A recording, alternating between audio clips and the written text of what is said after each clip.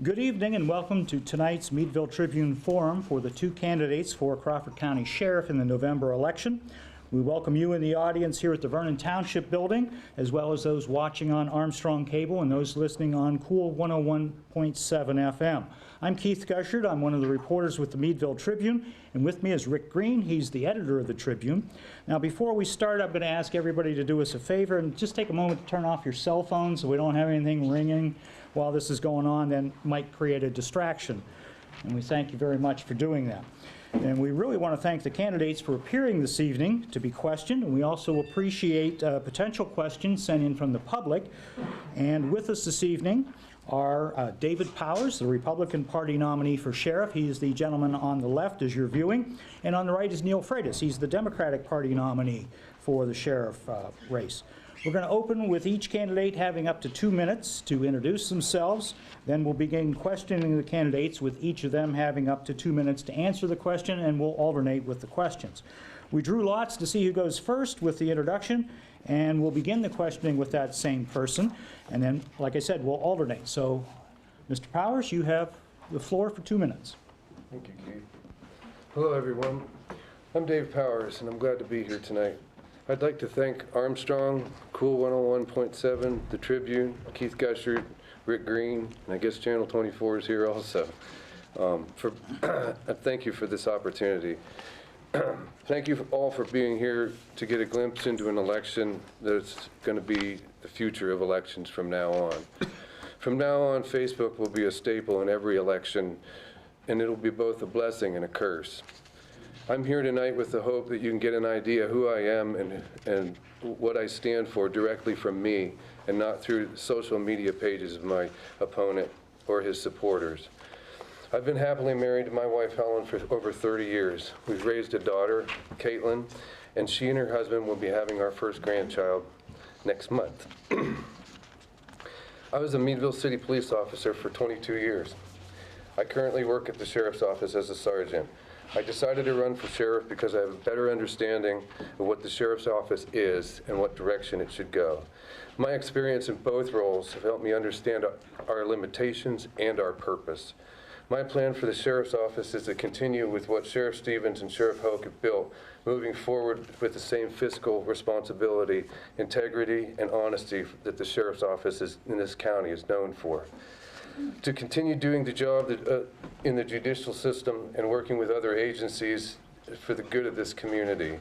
I plan to protect the county by ensuring that our policies and our deputies' training is up to modern standards.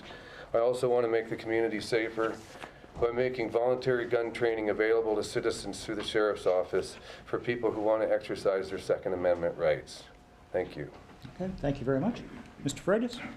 Hello, everybody. My name is Neil Freitas. I was born and raised in Titusville.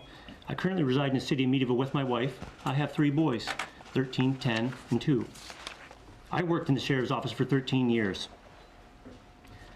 6.5 of those years I was entrusted by the current sheriff as his chief and performed his duties in his absence. I was a member for 9 years with the U.S. Marshals Fugitive Task Force. I'm also on the board of directors for CASA and a member of the Meadville Masonic Lodge. As your next sheriff, I see many areas of opportunity and improvement. I have very specific plans to protect, serve, and save. Protect the safety of the courts and staff, serve the residents of Crawford County, and save taxpayer money. In addition, the sheriff's office is in need of updated policies and procedures, not only to protect the employees of the office and assure them of their duties, but to effectively respond to emergencies within the courthouse and judicial center. I am endorsed by all Crawford County's FOPs and unions. I'm also endorsed by 3 bordering county sheriffs. I look forward to serving the citizens of Crawford County as your next sheriff. Thank you. Okay. Yeah, thank you very much. Rick will start our questioning, and we'll start with Mr. Powers. Thank you both of you gentlemen for being here. The first question is, what do you think is the #1 priority for the sheriff's office? The #1 priority for the sheriff's office is to focus on the courts. We serve the courts. That's what we're there for. And I think we do a fine job of it with our courthouse security and the way we handle the legal aspects of our job. The things that I'd like to improve on with what we do is centered mostly around training. Our deputies do a really dangerous job sometimes, and we need to make sure that they're trained as best as we can within our means. I've been to the State Police Training Center and talked to them about having the deputies come and train there, and they're elated to have us come. It's free, other than some classes require things like ammunition we have to pay for, but it's free, and when we can get our deputies in there, it's one of the things that I want to improve about it. The other thing is our policies do need to be gone over. Policies set the tone, tell deputies where the limits are. They protect the agency from lawsuits. And I do want to focus on offering training to the public. I think it's going to make the community safer, and when people that want the training can get the training right here in Crawford County. Thank you. Thank you. Just one other thing before, and I apologize for interrupting. You might see me throwing up a yellow card. That's when they've got 30 seconds to go, and then red card, and then probably the timer of doom after that. So, anyway, Mr. Freitas, I apologize. I just wanted to get that out there in case people saw what was going on and wondered what I was doing. So the number one priority to me for the Sheriff's Office is obviously safety and security of the courts. That's our primary job. We work for the courts. Our job is to keep the folks coming into the Judicial Center and the courthouse safe. Whether you're coming in for business, whether you're coming in for a court hearing, our job is to keep you safe. We want you coming in the same way and going out the same way. Also, our role is to work with all the department heads and all the offices in the Judicial Center and courthouse. It's important to me that we have an emergency action plan. There needs to be an emergency action plan in place for whether it's weather-related, active shooter, any kind of emergency, and that needs to be practiced periodically. So I'm going to work with all the department heads and make sure that on a periodic basis throughout the year, we're going to be practicing those things. A lot of times in most of the offices, you have new employees, so those things need to be looked over quite regularly. As Dave said, training is very important. I'm going to make sure that the deputies and staff members have training. As my opponent said, we have training at the State Police Training Center that's provided for free. We need to utilize that. We need to be working with these other agencies as well, because there is going to be times when we're out working and helping with them that we need to work together. So that's my number one priority. Thank you. All right. Thank you. This next question will go to you, Mr. Freitas. What, if any, changes do you want to make in the operation of the Sheriff's Office? So as far as changes goes, I believe there's a lot more opportunity that we can be doing. Our main priority, like I said, is safety and security of the courts. But I believe we can be out in the public in a positive way. A lot of times when you see the Sheriff's Office out and about, we're delivering the civil process, we're arresting somebody on a bench warrant, we're transporting prisoners back and forth to court hearings, but we can be out there in a positive way. Not only the deputies, but the sheriff, myself. We can be providing programs to a lot of the children at schools. We can be talking to the kids, reading books to the elementary kids. We can be stopping by local businesses, just saying hello, saying, hey, we're the Sheriff's Office, this is what we do. Like I said, a lot of times when you see us out there, we're providing bad news to somebody. So I want to be out there in a good way. The up-to-date policies and procedures need to be updated. Things are changing, and it's important that the deputies and the staff know what their job is. If they don't know what the policies and procedures are, then how are they expected to do their job? So I'm going to make sure that's in place. I'm also going to be providing more training to the deputies and staff, like I said previously, with the State Police Training Center, with other programs that are out there. I'm also going to look into getting grants. There's a lot of grants available for law enforcement, not only for the local police departments, but the Sheriff's Office. I'm going to look into getting grants for the office to not only help you, the taxpayer, but help the Sheriff's Office as well. I'm going to also talk to the local colleges and universities, Allegheny College, Edinburgh University. I want interns to come in. Not only is that a benefit for them, but that's a benefit to us as well in the office. And the other thing that needs to be looked at is CYS workers. CYS workers are out there every day taking children out of homes, and they have no protection. So as the Sheriff's Office, I believe as them being county employees, we need to be protecting them. And that's what I'm going to do. We're going to work something out with CYS so we can provide them safety. Thank you. Thank you. Mr. Powers. Could you repeat the question? Sure. What, if any, changes do you want to make in the operation of the Sheriff's Office? Operationally, I think we run a pretty tight ship, and we don't have a whole lot of room for improvement other than the training and like I've been saying. My opponent has a lot of really great sounding ideas, but the truth of the matter is we do a lot of those things already. We already do a lot of community outreach. We do the driving competition every year. We do night out. We do shop with a cop, things like that. We go and do talks to different organizations like, the Crime Watch groups and things like that. And I have every intention of continuing what we do. A lot of times organizations will call and they want a deputy to come and do a talk, and I'm all about that. But the biggest thing is about that is these things have to be planned. You can't just stop at a school anytime you want to and read books to kids. Teachers have things that they've got agendas, they have things that they have to do, and we're not important enough for everybody to drop everything so the sheriffs can come read books. It doesn't work that way. We do the community outreach in a planned fashion because our whole schedule is around what the court system says. We work for the courts. That's our priority. If we can plan a low time when we know there's no trial term or trial term's fallen off, we can do those things. But they have to be planned. We can't just, the deputies are out, when they're serving papers, they're out there to do a job, and they have a lot of ground to cover. And they can't just stop and talk to businesses on a whim or stop at schools on a whim. Most of the time, they have to be back to the office so they can be in court on time. So it sounds really good, but I'll be honest with you, we do a lot of those things already, but they're just more structured than what my opponent makes it sound. Thank you. Thank you. We'll start this question with Mr. Powers. You've got a budget of about $1.1 million in the sheriff's office, and most of that's personnel costs, probably 85%-ish between wages and benefits. And what are your plans to stay fiscally responsible to the taxpayers of Crawford County? Well, when it comes to the budget, and I've said this before, Nick's done a great job of trying to keep the budget low. And there's a lot of talk in this county about, what can we cut? What can we cut? Last year we got denied getting a new cruiser, and it's high mileage. And now we're going to need another cruiser. So we're going to have 2 cruisers with over 100,000 miles on them. Sometimes we have to use those cars to go to the other side of the state to pick up somebody that got picked up on a warrant. And we have to have them back to the county, and they have to see a judge within 72 hours. If our cars break down on the other side of the state, we're going to have to go get them. We got to make arrangements for an inmate. We have care, custody, and control to deal with.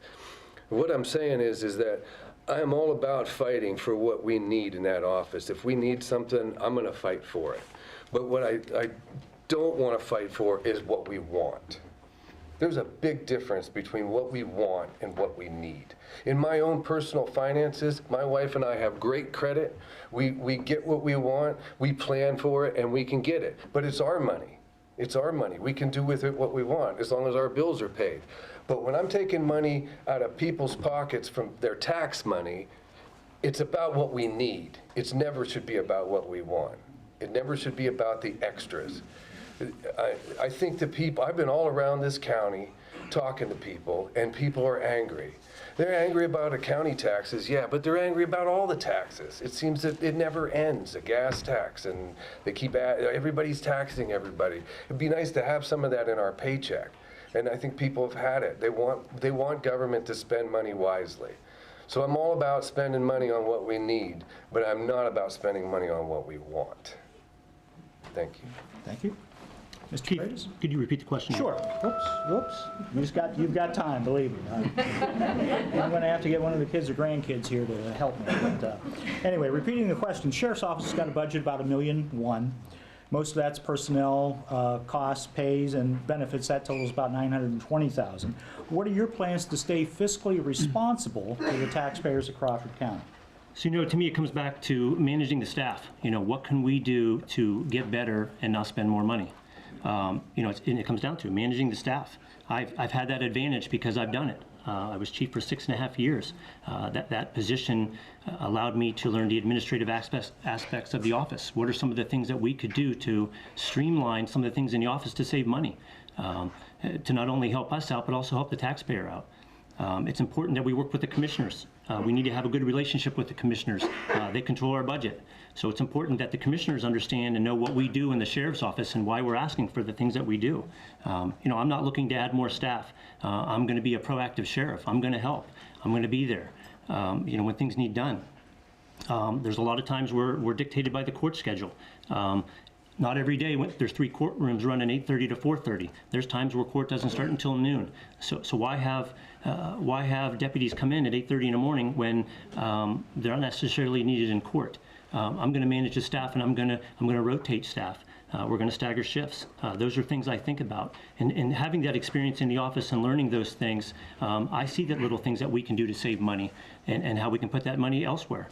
We can streamline some of the paper service that we do. We can look into some flat fees. When we can do things like that, that's money that can go towards training for the office. Not only does it help us out, but it helps the taxpayer out as well. So those little things that I believe that we can do with the experience that I have will make a difference in the office and help with the budget. Thank you. Okay, thank you.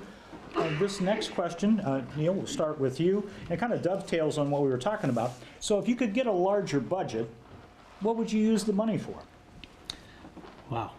So, in the sheriff's office, previously there was 13 deputies, and there's 4 vehicles to the sheriff's office. And, when you look at that ratio, if we had another vehicle, we certainly could be doing more service in the county. We could be doing a lot of extra training. I would certainly put money in the training for the deputies and staff. It's important to keep them safe out on the street and up with technology. Staff members as well. We do sheriff sales are done in the sheriff's office. We need to keep up to date on the changes and fees and different things like that. And that comes down to training. So training is the number one thing that's very important. I would look at the technology. I would reach out to other sheriff's offices throughout Pennsylvania and see what they're doing. Maybe they're doing some things that we're not doing. Maybe we're not up to par on some of the technology. So I would get ideas from other sheriff's offices by reaching out to them and networking with them. I believe there's a lot of things that Crawford County is behind in. And being able to have a little extra money for the budget, I would be more efficient in some of the things that we do. And that's what I would do with the money. Thank you. Mr. Powers? Well, first I'd wonder where that money came from.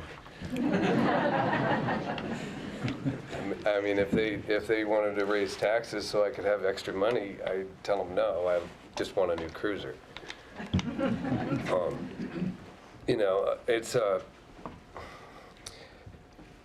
It's a tax and spend system that we have, and really, if the scenario is that they came across some money, there's equipment that I'd love to buy, but we'd be straying into the want thing. So, I mean, where the money was coming from would definitely be my biggest question, because I like I said before, if it's coming out of the tax base, then I question what I should, if I should even spend the money. Maybe another department or another office really needs something just to get by. I don't know. I mean, I'd like to update some things. We don't have enough computers for all the deputies.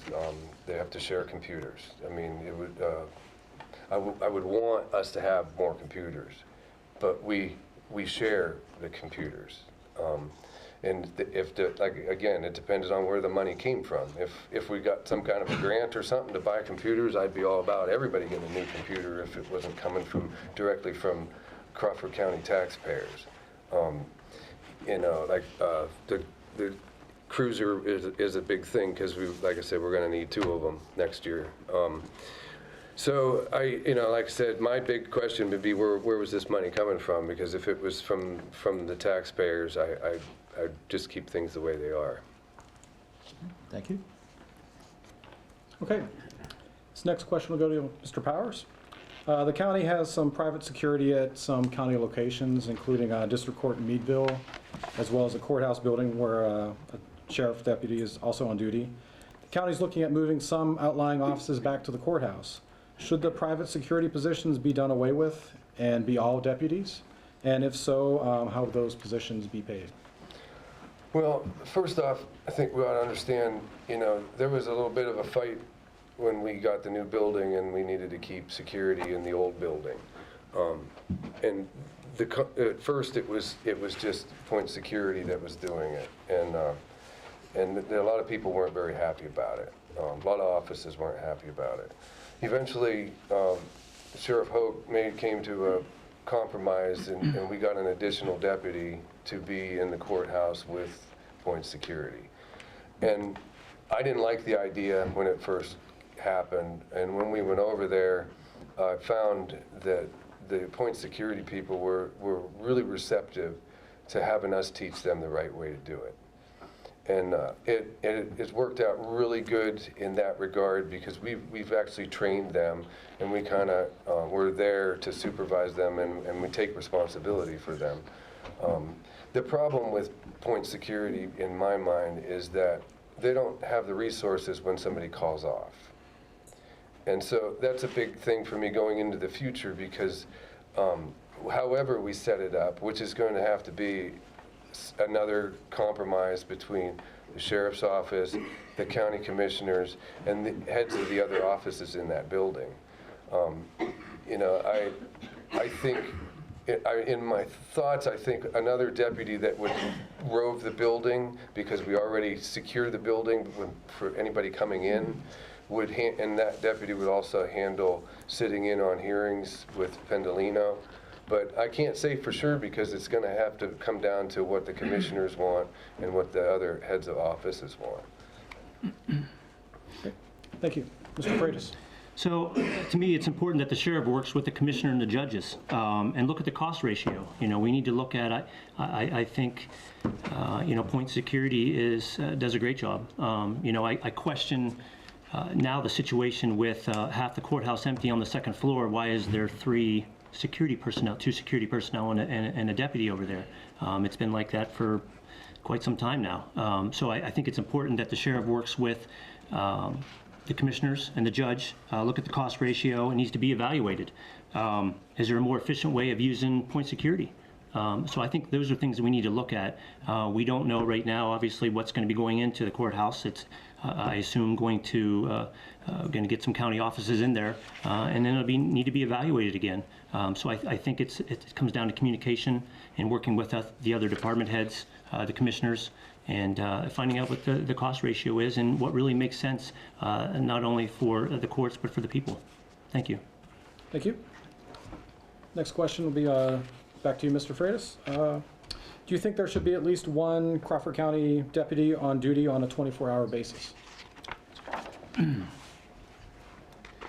So, that's a great question. I do believe that there needs to be somebody on call. I experienced it in my time at the sheriff's office for many years. I was on call 24/7. I used my personal cell phone and never asked for compensation from it. I think it's very important. I couldn't tell you how many calls that I received after hours. It's very important. Anything from answering questions on bench warrants to civil process, PFAs, local law enforcement reaching out, having questions about maybe somebody that we've dealt with in the sheriff's office. I think it's very important to have that. Other offices do it. Adult probation, juvenile probation, CYS workers. I think there's a way that we can work with the commissioners and work with the other departments and find a way, cost-effective way, that there can be somebody on call. Like I said, it's very important to be able to answer the public's call. The Most Wanted program that most people know about in the newspaper. My number was always attached to that. I took numerous calls after hours. Maybe not necessarily went out and answered the call, you know, to go out, but I was able to reach out to other law enforcement agencies who were willing to help the sheriff's office out. And if I wouldn't have been available after hours, that call would have had to wait till the next morning. And some of those calls were important. Some dealt with civil matters and custody issues. So it is very important to me to have a deputy on call 24/7. Thank you. Thank you. Mr. Powers. My first question is why. Sheriffs work for the courts. The courts are open till 4:30. That's our job. There's always somebody that 911 can reach after hours if there's a warrant or a question. There's no reason to have somebody on duty on different shifts in the sheriff's office. As far as, personal cell phones, anybody who works in management in the county is not supposed to use their own cell phone for work. They're supposed to use a county phone. And secondly, when you're on salary, you're supposed to answer calls at night because that's what you get paid salary for. They don't get overtime for that. The chief deputy usually takes the call and relays it, like if, for example, Titusville, it's a burden for them when they pick somebody up on a warrant late at night to take that person to Crawford County Jail because of staffing, and they're going to leave the city basically with no police protection for at least an hour. So as an example, they'll pick somebody up in the middle of the night, they'll call the chief deputy, who will call 2 other deputies until he gets 2 other deputies to come in, get a car, drive to Titusville, pick that person up, and take them to Crawford County Jail and come back to the courthouse. Paying that 2 deputies on a rare occasion overtime for 3 hours is far cheaper than having 1 deputy on call 24/7. Thank you. This next question, we'll start with Mr. Powers. Now, one of the biggest jobs of the sheriff's office is delivering protection from abuse orders that are handed down by the Court of Common Pleas. Now, as sheriff, how do you ensure that these are delivered to the people, and do you see any way to improve delivery? We, at the sheriff's office, under Nick Hogue, take PFAs very seriously. And if a PFA comes in before everybody's gone, which is the only time it will because the court's closed down by the time we leave, we make every effort to make an attempt on that PFA. In a lot of counties, they don't. In a lot of counties, if you don't get your PFA by, say, 3 o'clock, then we'll serve it tomorrow. A lot of counties, they don't read a PFA to somebody. When I went to waiver training, some of the deputies said they're allowed to just show up and staple it to the door. Our sheriff, and then when I'm sheriff, will also require a deputy to find that person and read that PFA to that person so that they understand not only what the PFA says, but what the consequences are. Believe it or not, in this day and age, there's still people who can't read. We also run into people who are deaf or blind that still get PFAs. Recently, we had a deaf person get a PFA filed on them. So we make every effort to serve that PFA as soon as we get it. Now, people they're not always where they're supposed to be. A lot of times they'll be in the midst of moving by the time we get there, or they're staying at a friend and the other person doesn't know where that friend is. So we make an attempt where we think that where the people who think they know where he would be, mainly the person who's getting the PFA, we make every attempt to try to find that person that night, that day. And then we'll periodically try to serve that PFA. If it doesn't get served right away, we will try our best to get that PFA served. Thank you. Mr. Freitas? So PFA is a very, very dangerous service for the Sheriff's Department to serve these. Very emotional for both parties in the case, and it's tough because as a deputy, you can't take a side. You have to be neutral. We follow what the judge wants. If we have to go out there, we have to take the children, we have to take somebody's guns, we have to throw them out of their house. We have to put our personal beliefs aside and do what the judge wants, what he's ordering. So it's a dangerous situation, not an easy thing. How do you go out there and deliver bad news to somebody like that and make it as smooth as possible? But by using our voices, by training, we'll try to make that as smooth as possible. Our job is to make it as smooth as possible. I believe with collaborating with local PDs, having training, getting the defendant served in the case. Absolutely right. We need to get that paper service to them and not let a day go by. And there is cases where you have somebody that's you're serving on a PFA and they're in another state. It's going to be impossible to get them. But you reach out to that local police department where that defendant may be at, and you do everything you can to get them served, and you document it. You know, it's important that we work with Women's Services as well. Women's Services does a fantastic job in Crawford County, and it's important that we work with them and we make it smoother for the plaintiff when they come in and do that, because like I said, it's in a very emotional, they're in an emotional state, and it's emotional for everybody. So it's important that we work very close with them. Thank you. Okay, thank you. Mr. Freitas, we'll start this question with you. In Pennsylvania, you can legally have a medical marijuana card and possess medical marijuana as long as you have that card. But under federal law, anybody who uses or is addicted to marijuana is prohibited from possession of firearms or even ammunition, regardless of whether the state has allowed medical marijuana. As sheriff, how are you going to handle concealed carry permits of those individuals with a medical marijuana card and either want to renew it, or you've got somebody new coming in saying, hey, I want to get a gun permit, but I've got a medical marijuana card? What are you going to do? You know, the laws, the laws change frequently, and you know, my answer is pretty simple. I'm going to follow the state law. If the state law says that somebody that has a medical marijuana card cannot carry concealed, then they're not going to carry concealed. I'm going to follow the law. Thank you. Okay. Thank you. Dave? It's not really all that simple. In fact, the federal form to purchase a gun has actually changed just because of this question. Federally, marijuana is still illegal, and if you're an illegal user of marijuana, then you can't buy a gun and you can't get a gun permit.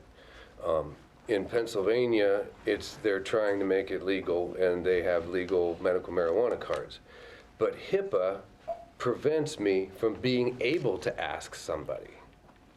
It's against the law for me to ask you your medical history or for something like that. So if you have a medical marijuana card and you put down on the form that you don't, I don't have any way of knowing until the state changes something to do with that, or changes the way that question's worded. If you came into the sheriff's office and said, I have this card, can I get a gun permit? Then I would say, no, you can't get a gun permit because you have that card. But if I can't ask you when you come in if you have that card, I can't ask you if you have that card. So it's a kind of a conundrum at this point until the legislators do something about it. I would not be doing anything wrong by not asking because I'm not allowed to ask. But if I know, then I can't issue you a permit. So it's a conundrum that we're in right now, and until the state steps up and changes the law, then it's going to be that way. Thank you. Thank you. This next question will go Mr. Powers. If you're elected, are all staff going to be made to reapply for their current positions? No, we have a wonderful staff right now. That would be ridiculous for me to require something like that. We've got some new faces, and I'm really proud of the new faces we have. We've taken on a lot of really good, experienced retired officers, and we've taken on some young ones that you know, they're on their way. I mean, the young ones only stay so long, but they're excited about the job, and they're great to have around. And I think we've got a team that I'm probably the team I'm most proudest of since I've been there. They're a great bunch of people, and I'm blessed to have the group of people that we have. Thank you. Mr. Freitas? So the first thing I would do if elected was sit down with each and every employee, deputy, staff member. I would sit down with them and tell them what my vision and my goal is for the sheriff's office. And I certainly want their input as well. They're the ones that run the office. You know, to me, the sheriff certainly overlooks everything, but they do the job. Like I said, I would sit down with each and every one of them, express my visions and goals, and get their input, and let them have a say-so on how the office is going to run, because that's important. So I don't see any personnel changes in the office. Thank you.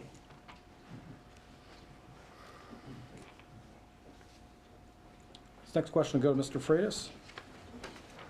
There's currently legislation proposed in the General Assembly that would require animal abusers to register with the county sheriff's office. The abusers would have to register for 15 years, and the county sheriff's office would have to maintain a local registry and provide notification of registered animal abusers to every residence, school, humane society, animal shelter, and any other business located within a half mile of the animal abuser's residence. Do you support this? So I certainly do support it. The problem, the question I would have is how we're going to be able to man that. We're obviously going to probably need staff.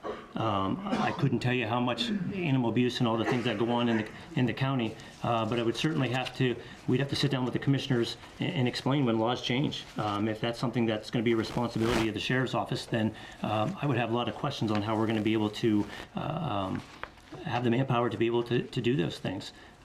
So I certainly am for it, and I would need more information about it as far as being able to how we were going to manage it. Thank you. Mr. Powers? Well, yeah, it sounds to me like another unfunded mandate, which is what government, especially county governments, get themselves into all the time when the state imposes that they do something or provide a service.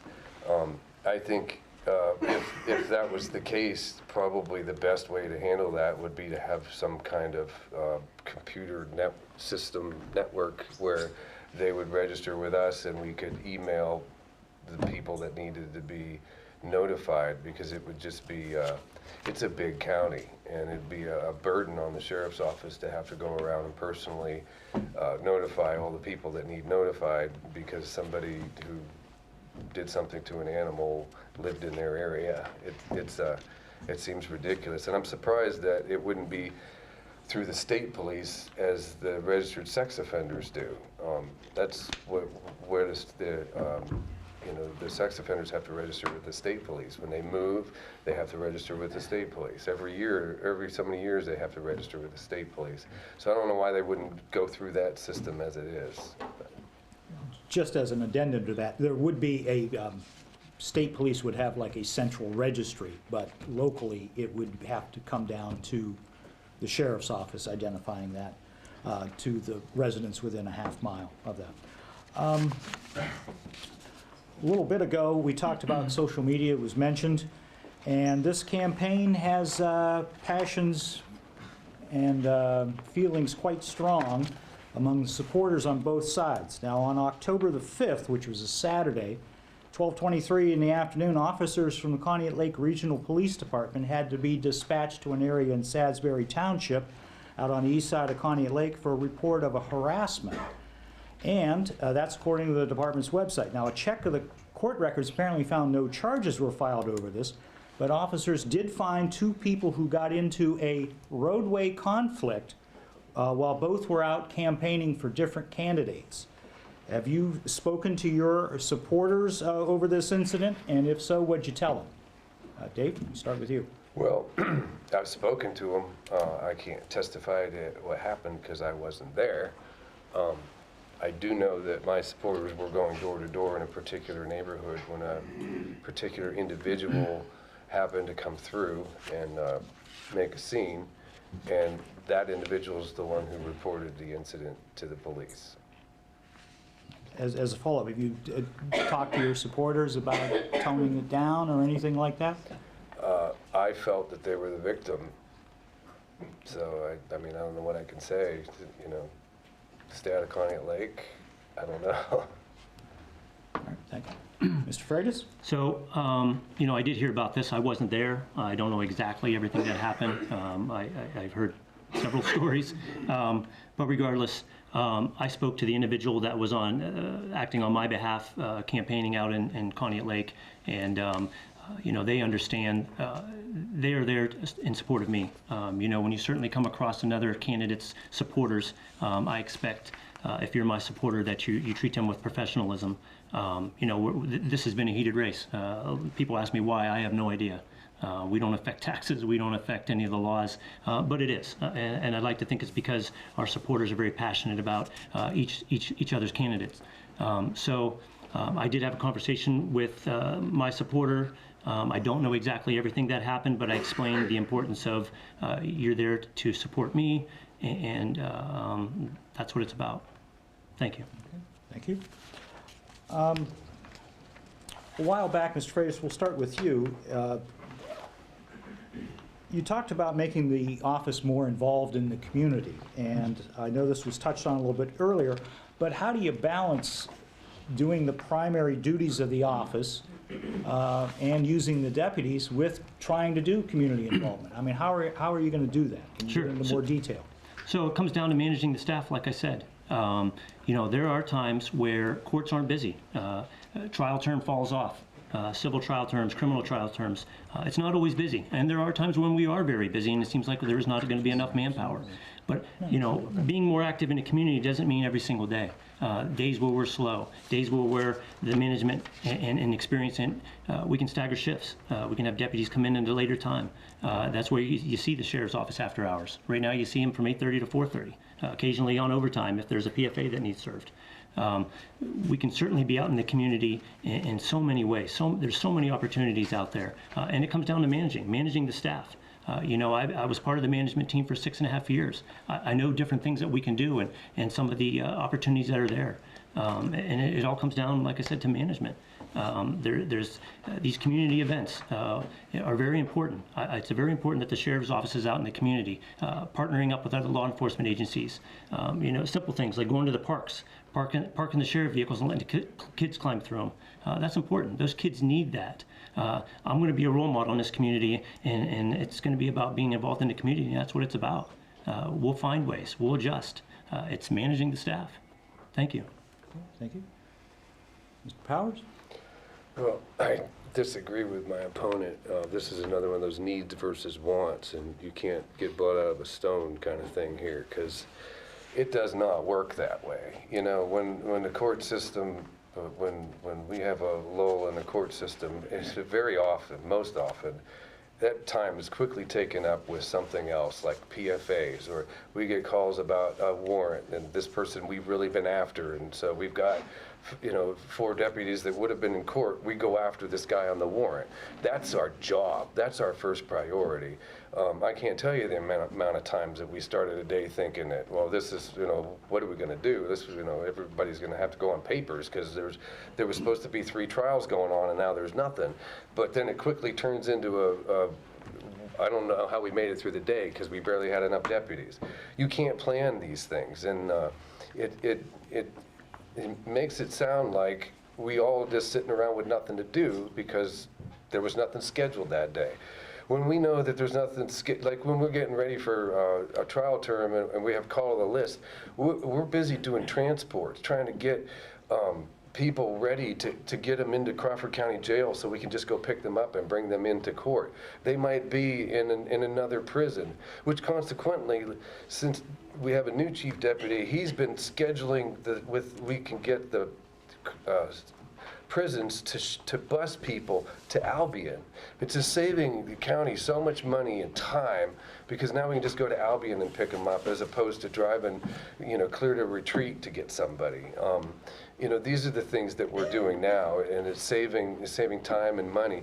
But we still don't have time to just everybody go park in a park and let kids call through the cruisers. It just doesn't work that way. Thank you. Thank you.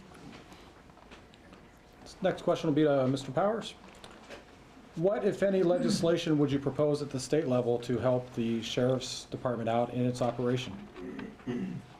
No more unfunded mandates, that's for sure.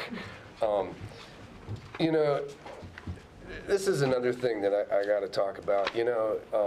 Patrolling. One of the reasons I decided to run for sheriff is because my opponent was wanting to start doing patrolling. And there's been a bill that keeps coming up to give the sheriffs the authority to make, basically, we'll be able to do everything the police can do. And it would be great for the way we are right now to deal with the things that we run across that we can't do anything about. The problem is it's going to cost so much money if they pass that, because then people are going to want us to go out and do patrolling. They're going to want us to work 24/7. And they don't realize that if to put a deputy on duty 24/7, you need 5 deputies. You need 5 deputies because you got 3 shifts, and then you need guys to fill in and days off and sick days and that kind of thing. Crawford County is 1,038 square miles. So if you wanted to put 1 deputy every 100 square miles, you need 50 deputies to cover that. If you just pay the salary of a deputy and his benefits and everything, it's right around $55,000. You're talking almost $3 million just to put one deputy every 100 square miles in this county. So I think that when we start talking about deputies patrolling, we need to think about how much it's going to cost. Now, if the county wanted me to build that police force, I'm the one that can do it. I was a police officer, and I know how to make that happen. But I'm perfectly happy running the office that we're running right now. Thank you. Mr. Freitas. So just in response to my opponents about me talking about patrolling, I don't recall ever announcing I wanted to be a patrol office. But as far as legislation goes, I believe, clarifying the sheriff's authority. It's very frustrating when you're at the front door of the courthouse or judicial center and somebody comes in with a bag of marijuana in their pocket where there's nothing we can do about it. We have to call the local police department. They have to come over and take care of it and do the charges. And it's not about more duties for the sheriff's office. It's just nice to have that clarification to know if we're out doing something, we can certainly do something about it, whether it's told them to the other agency gets there. We're certainly trained, just like the other law enforcement agencies, actually more trained when it comes to the civil law aspect. So as far as legislation goes, I believe clarifying the authority bill to give us that authority, if we need to do something, we can do something about it, not add staff and give us more duties. Thank you. Thank you. This next question, Mr. Freitas. What qualities do you feel you have that makes you the better candidate for the office of sheriff? So 13 years in the sheriff's office, worked my way up as a deputy. I learned all aspects of the office. I was a lieutenant for several years, had a little bit more responsibility than a regular deputy, and chief deputy for 6.5 years. Those 6.5 years, I really got to know what the sheriff's office does. That was the administrative aspect of the office. The advantage I have over my opponent is those years of service. 13 years and 6.5 in an administrative role, I learned the ins and outs of that office.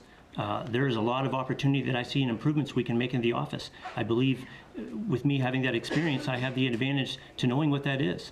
Little things, streamlining some of the civil process that we do, making license to carry a little bit easier. There's a lot of things we can do, small things we can do in that office to save taxpayer money. I wouldn't have known how to do those things unless I didn't have the experience in the office to do those. So the advantage I have over my opponent is the years of experience in actually doing the job. Thank you. Thank you. Mr. Powers. I believe that I'm twice as qualified as my opponent. I was a police officer for 22 years. I did real police work. I was there when people were struggling with things at their worst. I was there for people when they were at their lowest. I was there to train new officers in how to do the job. I learned how to handle those situations and train those people to do those jobs. And I know what the difference between a police officer and a deputy is, because I've been a deputy now for going on 5 years. Since my opponent's left his position and I got promoted to sergeant, I have literally done every aspect of that job that he has. I've done the schedule. I've done transport orders. I've entered warrants in. I've taken warrants out. Everything but the Facebook, which we don't have anymore. Every aspect of that job I have done too. And I know the difference between being a deputy sheriff and being a police officer. And I know what a police officer should be doing and what a deputy should be doing. When I refer to my opponent as wanting to go on patrol, I remember him talking about taking over Linesville PD's patrols. I remember him going to Titusville on a second shift doing patrols. It's important to me that the sheriff's office do what the sheriff's office does. It shouldn't be doing police work. We are not equipped and we do not have the authority to be out on patrol doing police work, which is the root of why I decided to run for sheriff, because I know better. I know the job. I know both jobs, and I know both very well. And I have a lot of it, 26 years of experience in law enforcement. I know the difference, and I know how to run that office. Thank you. Thank you. Well, that's going to conclude our questioning for this evening. We're going to give each candidate up to 2 minutes to make a closing statement. We're going to go in reverse order from where we began. So we'll begin with Mr. Freitas. The floor is yours for up to 2 minutes. Thank you. I want to thank the Meadville Tribune for hosting this forum. I want to thank Dave Powers for participating, and everyone who is here watching from home as well. Thank you for listening to what I had to say. I want to especially thank my wife and family for being with me along this journey this entire year. In my 13 years at the county, I served the residents with pride and honor. I worked my way from a deputy to lieutenant to finally to the appointed chief deputy. Those steps were earned with hard work and diligence. As your next sheriff, I will hold myself accountable for setting the standard. To be a good leader, you must be able to communicate and manage. Communication with deputies, staff, support services, commissioners, local law enforcement, and you, the residents, are equally critical. I believe you need to be accessible to have discussions, express ideas, and get feedback in order to succeed. Equally as important as communication is to managing. The administrative needs of the office dictate everything from the top down. Managing the schedule and budget are two areas that cannot be denied. I have experience handling and overseeing both. To truly know what the sheriff's office responsibilities are and duties, you need to have experience it, and I've done the job. The residents want to change in regard to their taxes, and managing the sheriff's office effectively is part of that change. I know the sheriff's office inside and out. The sheriff's office does not need more staff. The staff needs to be managed. I have comprehensive solutions that will move the office forward. I have more details about my solutions on my website and on Facebook page. I will use my communication and management skills to effectively work towards my 3 campaign goals: protect, serve, and save. I ask for your vote on November 5th. Your voice matters. Somewhere along the line, that has been lost. The position became more about political lines and power than you. Vote for change, vote for you, vote for Freitas November 5th. Thank you. Okay, thank you, Mr. Freitas. Dave? I've learned a lot about elections during this whole process. Winning an election is about reaching the voters and getting your message across. This election's been rather controversial. Many voters have been involved with Facebook, newspapers, personal contact with the candidates, and many have only heard from their supporters. The way I've tried to conduct my campaign is to only talk about my campaign.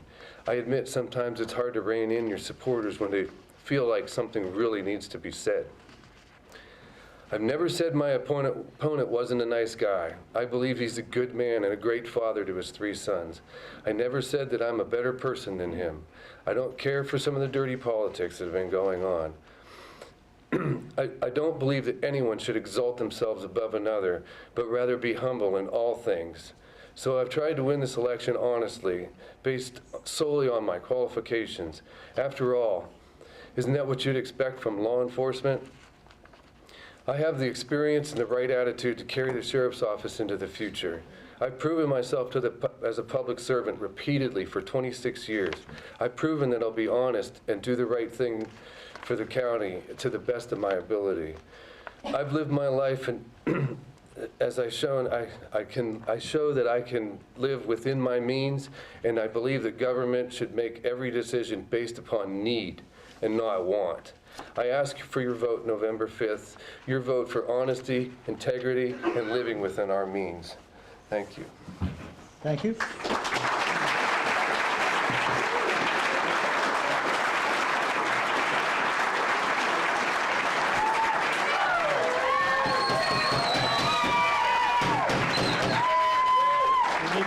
Up here, folks. We appreciate the enthusiasm. I don't want to squash that, but we do want to do wrap up. I'd like to thank both Neil and Dave for appearing here tonight. They're both on the ballot for sheriff. We have Neil Freitas, who's the Democratic candidate, Dave Powers, who is the Republican candidate. We want to thank you for joining us in the audience as well, and those watching on Armstrong Cable and those listening on Pool 101.7 FM. We also want to thank the folks that helped give us questions to ask these candidates. On behalf of Rick Green and the Meadville Tribune, I'm Keith Gushard, wishing you a good evening, but also reminding you that this is going to be on Armstrong Cable on Channel 23 or Channel 100. First repeat will be Saturday at approximately 5 p.m. and then Sunday at approximately 2:30 p.m. That's what Kevin Tomini from Armstrong relayed to us before we started. Once again, thank you and have a good evening.